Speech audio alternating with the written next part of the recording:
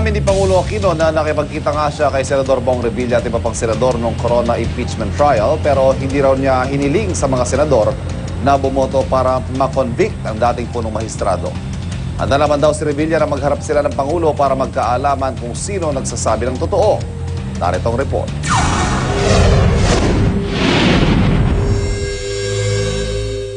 Na-accuse siya, gusto mo marinig yung panig niya, at inaasahan mo, tutugunan niya. Yan ang hamon ni Pangulong Noynoy Aquino kay Senador Bong Revilla. Harapin na lang daw ng senador ang pagkakadawit sa kanya sa pork barrel scam. Sa tatlong senador na sinampahan ng reklamong plunder sa ombudsman, si Revilla ang sinasabing may pinakamalaking nakubrang komisyon o rebate mula sa mismong pork barrel na ibinuhos sa mga NGO ni Janet Lim Napoles. Noong Lunes, nag-privilege speech si Revilla para depensa ng sarili sa pagsasangkot sa kanya sa PDAF scam. Pero inungkat din niya na kinausap siya mismo ni Pangulong Aquino para masiguro ang conviction noon ni dating Chief Justice Renato Corona sa impeachment trial. Sumagot na ang Pangulo sa issue. Ayon sa kanya, totoong kinausap niya si Revilla at iba pang senador sa kasagsagan ng Corona impeachment trial. Pero giit niya hindi siya namilit sa mga senador na i-convict si Corona. Can I consult my notes? But I think it was Senator Jinggoy also at one point. Senator Gingona. Sino po nga ba? Probably Senator Recto.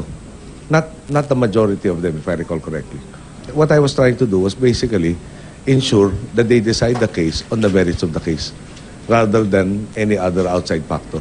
Kinumpirma ni na Senador Recto at Gingona ang pakikipag-usap sa kanila ng Pangulo. I don't recall exactly, but the impeachment was also discussed.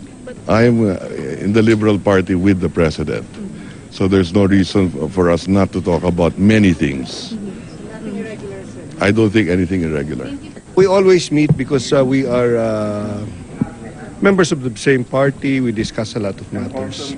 Si Senador Estrada naman hindi na nagbigay ng detalye sa GMA News. Bagamat nauna na niyang sinabi na may kumausap sa kanyang taga-palasyong hindi niya pinangalanan tungkol sa impeachment. Pinanindigan naman ni Revilla na nag-usap sila ng Pangulo at sinabihan daw siyang ibalato na lang ang pag-convict kay Corona.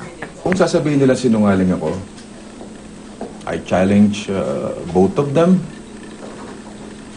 Go to public, magharap kami. Magtingin na kami, eye to eye, malaman ng tao kung sino nagsisinungaling sa amin. At tamaan ng kidlat kung sino nagsisinungaling sa amin.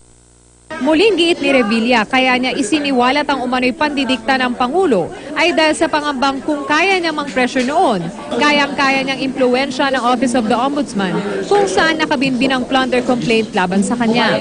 Ang sa akin lang, yung pangamba, na kung nagawa niya yon kay CJ Corona, ay maaaring magawa niya rin to sa amin, na makialam siya sa Ombudsman, sa Sandigan Bayan. Nauna nang sinabi ng palasyo na independent body ang Ombudsman at hindi kailanman maaaring diktahan. Para sa unang balita, Von Aquino reporting.